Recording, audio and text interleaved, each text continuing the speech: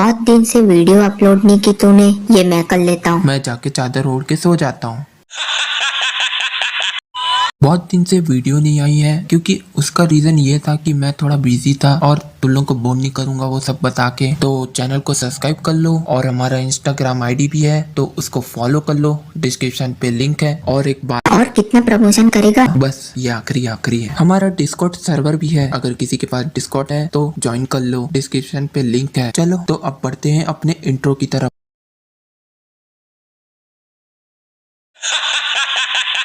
Sorry.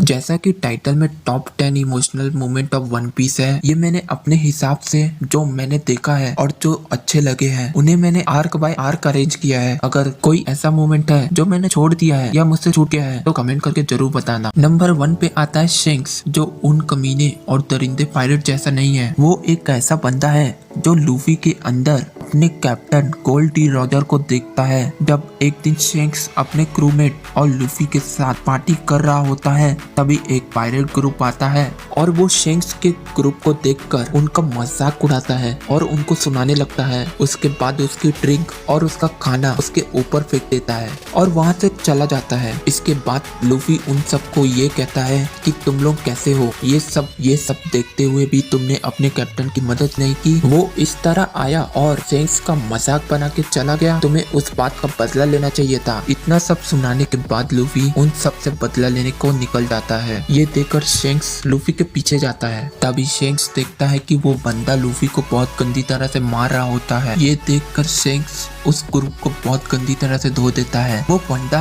वहाँ से निकल जाता है और लूफी को अपने साथ ले जाता है। इसी के साथ ही वो लूफी को पानी में फेंक देता है और लूफी डेविल फ्रूट ईटर है तो उसको स्विम करना नहीं आता है। यहाँ पे वो मोमेंट आता है जब शेंक्स उस ड्रैगन से लूफी को बचाता है और उसका लेफ्ट हैंड खा जाता है वो ड्रैगन, और ये सीन हम सबको इमोशनल भी कर देता है।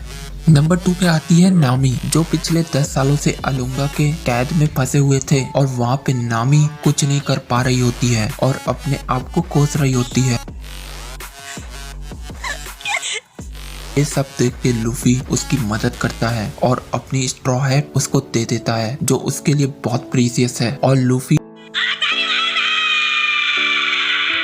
उन सबको उसके कैद से बचा लेता है। ये सीन हमें बहुत इमोशनल भी कर देता है, साथ ही हमें नया नेविगेटर भी मिल जाता है। नंबर 3 पे आता है चॉपर। उसका ड्रीम था कि इस आइस फॉल की जगह चेरी ब्लॉसम चाहता था। ये बात सुनते ही उसके फादर ने उसका ड्रीम पूरा करने के लिए अपनी जान भी दे दी, और चॉपर अपने फादर के सेक्रीफाइस को देखते हुए उसने डिसाइड किया कि मैं एक डॉक्टर बनूंगा और सबकी मदद करूंगा, और लास्ट में उसकी विश पूरी हो जाती है।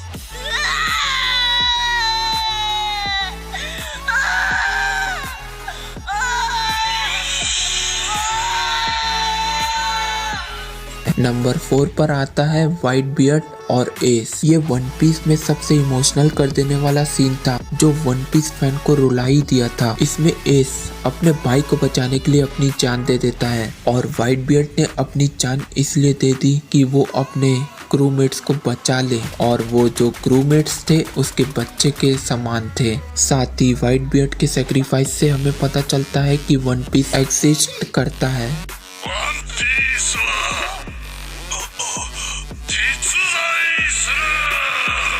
नंबर 5 पे आता है गोइंग मैरी। ये स्ट्रॉ हैट की एक शिप का नाम है गोइंग मैरी। वो हर एक मुश्किल और उनके तूफान में उन लोगों का साथ देती थी, चाहे कितनी भी मुश्किल आ जाए, और वो लोग उसकी कदर भी करते थे। जब वो एनिस लॉबी से लड़कर निकल रहे थे तब गोइंग मैरी ने उनकी मदद की थी, वो भी आखिरी बार। उसके अंदर एक स्पिरिट आ गई थी जिससे वो सीन बहुत इमोशनल हो गया था। जैसा कि तुम सालों से उस चीज का यूज करते आ रहे हो और वो टूट जाती है और तुम उसका यूज करने चाहते हो क्योंकि तुम्हारी इमोशन और मेमोरीज जुड़ी होती है उससे। वैसे ही कुछ देखने को मिला इस सीन से हमें। अब आते हैं नंबर 6 की तरफ। नंबर 6 पर आता है रॉबिन मोमेंट। यहाँ पे लूफी, रॉबिन क्या तुमको इनके साथ रह के मरना है या हमारे साथ चल के जीना है? फिर रॉबिन बोलती है हाँ मुझे जीना है तुम्हारे साथ चल के।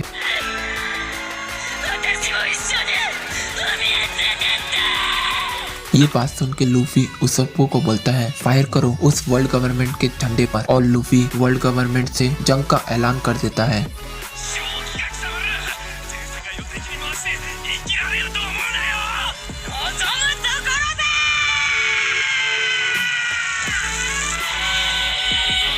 इस सीन को तुम बोल सकते हो ओपी क्योंकि ये था ही इतना ओपी। अब आते हैं नंबर 7 पे सांजी वर्सेस लूफी। ये सीन एपिक के साथ साथ हार्ट ब्रेकिंग भी है। सांजी अपनी रॉयलिटी को नहीं छोड़ना चाहता था और लूफी अपने क्रूमेट को नहीं छोड़ना चाहता था। दोनों अपनी जगह सही थे। यहाँ सांजी अपने क्रू को उन सब चीजों से दूर रखना चाहता था और लूफी उससे फाइट न करके उसे वापिस लाना चाहता था, जैसा कि तुम देख सकते हो सीन में।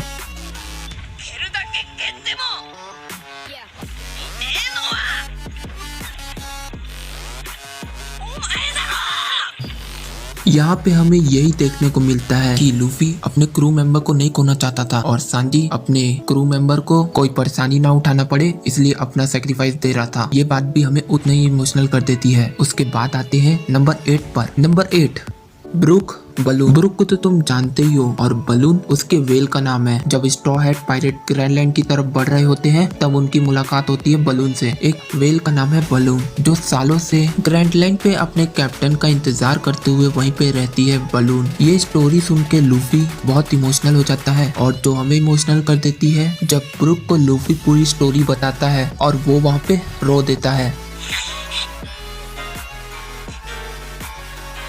नंबर 9 पे आता है लॉ फ्रेंडशिप। लॉ जिसने ओपी फ्रूट खाया है, जो नाम से ही अपना काम कर देता है। लॉ की सैड स्टोरी शुरू होती है जिसमें उसे एक बीमारी हो जाती है और डॉल्फिनिंगो का भाई उसकी मदद करता है और अपनी जान भी दे देता है। जो ओपी डेविल फ्रूट होता है उसी से उसकी जान बच सकती है।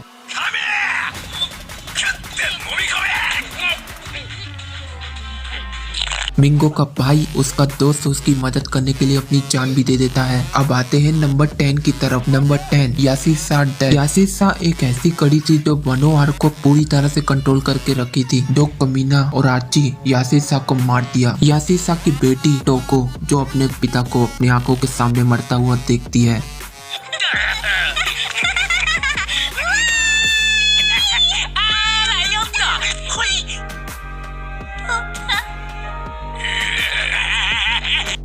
और वो कुछ भी नहीं कर पाती है। ये हमें बहुत इमोशनल कर देता है। साथ ही यहाँ पे टॉप 10 इमोशनल मोमेंट खत्म होते हैं और तुम्हें सब्सक्राइब करना है इस चैनल को। तो बाय बाय।